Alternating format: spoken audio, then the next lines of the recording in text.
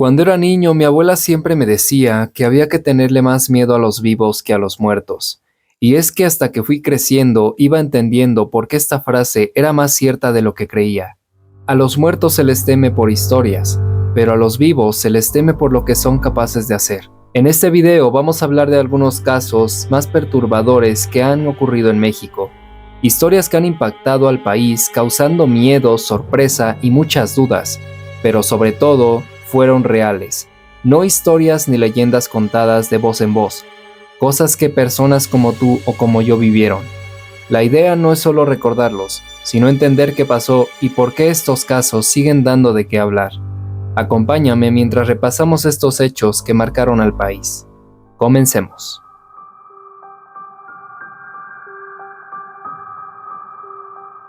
El caso de la policía que vio algo que no tenía que ver. En este video, una policía aparece visiblemente afectada. Desde el primer momento se nota que está viviendo una situación que la rebasó por completo. Su voz se quiebra, respira rápido y se ve claramente que está tratando de mantenerse firme, pero no puede ocultar lo que siente. Ella comenta que al revisar el camión como rutina, encontró cuerpos de varios niños apilados sin vida. No describe la escena, pero la manera en que lo dice deja claro que fue algo muy duro para ella. La expresión en su rostro cambia cuando lo menciona. Baja la mirada, aprieta los labios y parece que está luchando contra el impulso de romper en llanto. Su cuerpo también la delata. Está tensa, mueve las manos sin saber dónde ponerlas y cada vez que intenta explicar lo que vio, se detiene unos segundos como si buscara fuerzas para continuar hablando. Aunque el video no muestra lo que había dentro de aquel camión, la reacción de la policía es suficiente para entender la gravedad del hallazgo. Lo que ella vio la marcó, y se nota que está tratando de procesarlo al mismo tiempo que cumple con su deber. Su rostro, su voz y su postura cuentan una historia mucho más fuerte que cualquier imagen. Este caso estuvo mucho en duda hace algunos años atrás. Diversas personas decían que era falso, pero muchos otros afirmaban que era real, ya que la reacción de la policía parece ser algo totalmente genuino, algo muy difícil de poder actuar o de fingir.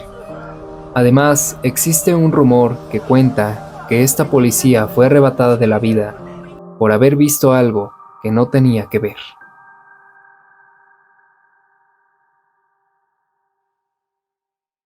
El caso de los niños rotos.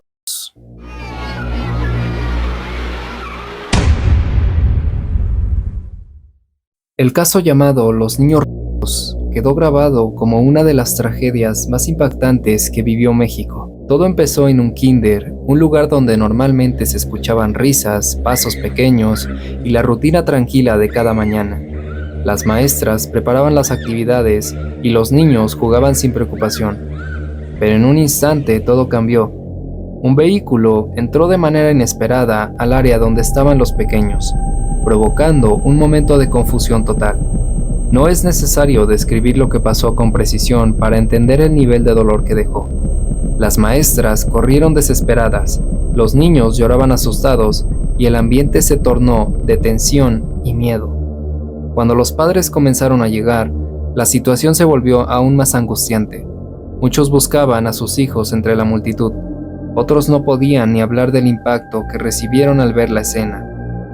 La policía y los paramédicos trataron de organizar el lugar, pero era evidente que todos estaban emocionalmente rebasados. A partir de ese día, la escuela, las familias y el vecindario entero quedaron marcados por lo ocurrido.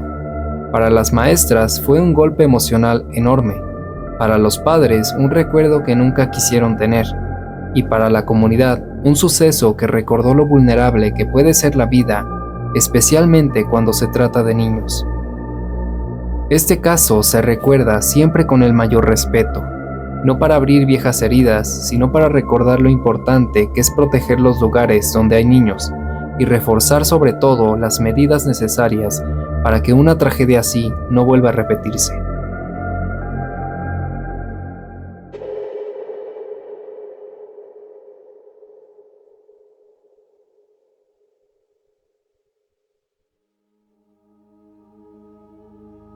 El caso de Devani Escobar. Este es uno de los casos más recordados en México, no solo por lo que ocurrió, sino por todo lo que reveló. Devani era una joven de 18 años que salió a una fiesta de Nuevo León una noche como cualquier otra, pero lo que debía ser un momento de diversión terminó convirtiéndose en una historia marcada por la incertidumbre y la indignación. Durante la madrugada, después de la fiesta, Devani se quedó sola en una carretera. Esa imagen suya de pie junto al camino, iluminada solo por los faros de un auto, se volvió viral y se convirtió en un símbolo de lo vulnerable que puede ser una persona en un país donde la seguridad es cada vez más frágil. Durante 13 días, su familia, amigos, voluntarios y autoridades la buscaron sin descanso. La incertidumbre y el miedo crecían con cada hora que pasaba sin respuestas. Finalmente, su cuerpo fue encontrado en una cisterna abandonada, a pocos metros del lugar donde se le vio por última vez. Con este hallazgo comenzaron las dudas, las contradicciones y las exigencias de justicia. La familia denunció irregularidades en la investigación, peritajes contradictorios y una falta de claridad que solo aumentó el dolor y la indignación social. El caso de Devani no solo habla de una tragedia personal, sino de un sistema que muchas veces falla en proteger, buscar y dar respuestas. Su historia se convirtió en una voz para miles de mujeres y familias que han pasado por algo similar y que siguen esperando justicia. Hoy su nombre sigue siendo mencionado con respeto, como un recordatorio de lo que aún falta por mejorar y de la urgencia de construir un país donde ninguna mujer tenga que vivir una noche como la que ella vivió.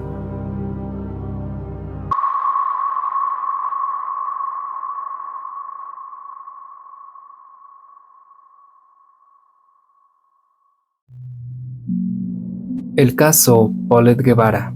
El caso de la niña Paulette Guevara es uno de los más desconcertantes y comentados en México. Paulette apenas tenía 4 años y vivía con su familia en Huixquilucan, Estado de México. A finales de marzo de 2010, su madre reportó que la niña había desaparecido de su propia habitación durante la noche. Durante ese momento comenzó una búsqueda intensa. La casa se revisó varias veces, entraron peritos, policías, perros entrenados y hasta se hicieron entrevistas en televisión. Todo parecía indicar que Paulette había sido sacada del hogar, porque supuestamente ya se había inspeccionado cada rincón. La historia dio un giro inesperado cuando, días después, el cuerpo de la niña fue encontrado dentro de su propia cama, entre el colchón y la base, en un espacio donde, según las autoridades iniciales, nadie había visto nada antes. Este hallazgo generó confusión, indignación y una enorme cantidad de dudas. ¿Cómo pudo no ser encontrada en la primera revisión? ¿Por qué nadie notó el olor o el peso al mover las sábanas y el colchón? Porque el cuarto ya había sido revisado por especialistas sin resultados. El caso fue manejado de manera caótica. Declaraciones contradictorias, entrevistas televisivas que parecían más un espectáculo que una investigación, sospechas alrededor de los padres, del personal médico y de las autoridades mismas. Sin embargo, al final la versión oficial clasificó la muerte como un accidente, algo que dejó a gran parte del país inconforme por la falta de claridad. Con el paso del tiempo, el caso Paulette se convirtió en un símbolo de cómo una investigación puede fallar desde el inicio y cómo la verdad puede quedar enterrada entre contradicciones. Su historia sigue presente porque dejó muchas dudas y preguntas sin respuesta. Mostró lo frágil que puede ser la confianza en las instituciones cuando un caso tan delicado no se maneja con transparencia.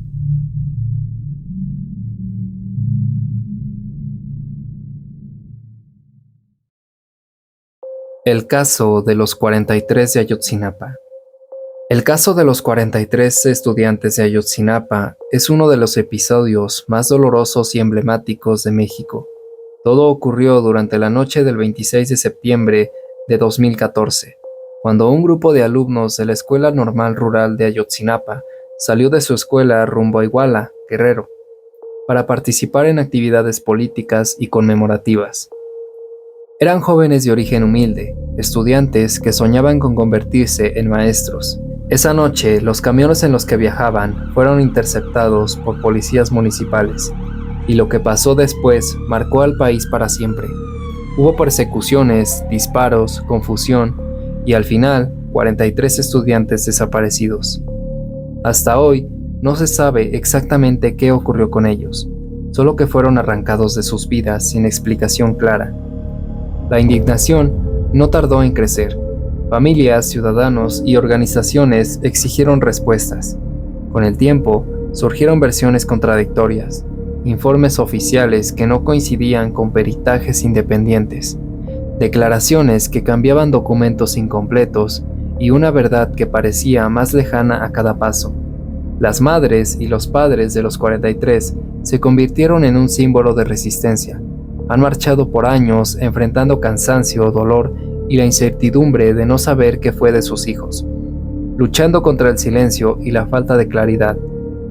Su insistencia ha mantenido el caso vivo en la memoria colectiva.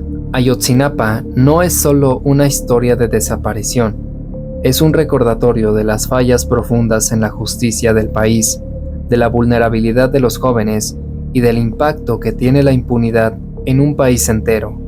Los 43 siguen presentes en pancartas, murales, marchas y en los corazones de quienes no han dejado de pedir verdad y justicia. Y mientras no haya respuestas definitivas, su ausencia seguirá siendo una herida abierta para México.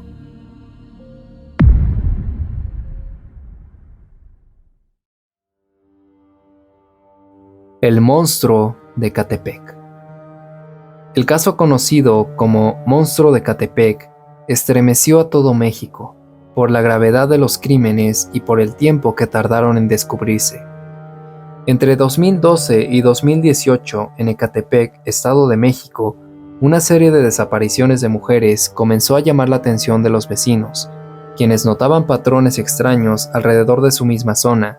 Sin embargo, las autoridades no lograron unir las piezas hasta años después.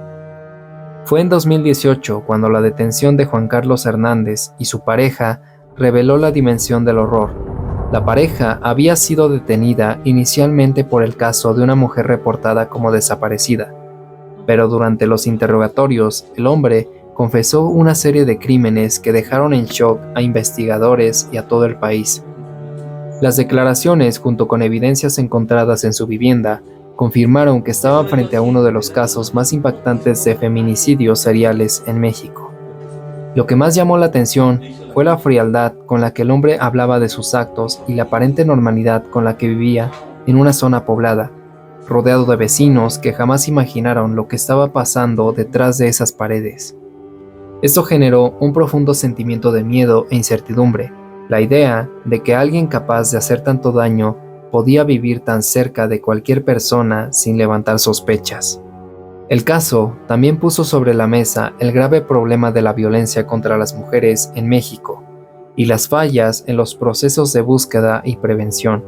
Muchas familias habían denunciado desapariciones en esa zona, pero sus voces no siempre fueron escuchadas a tiempo.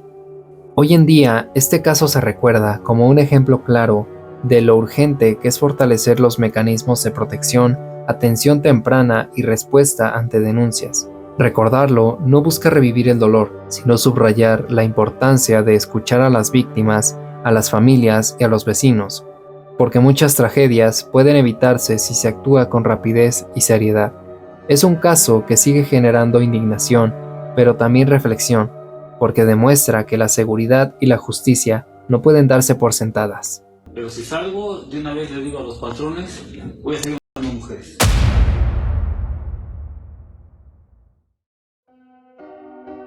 Estos casos que mencioné son realmente aterradores y difíciles de asimilar, pero es importante hablar de ellos con todo el respeto que merecen, porque detrás de cada historia hubo una vida, una familia y un dolor que todavía sigue presente. No comparto estos casos para generar morbo, sino para crear conciencia y recordar lo que aún falta por cambiar en nuestro país. Al mencionarlos, buscamos mantener viva su memoria y exigir justicia, con la esperanza de que tragedias así no vuelvan a repetirse jamás. Y pues bueno amigos, hemos llegado al final de este video.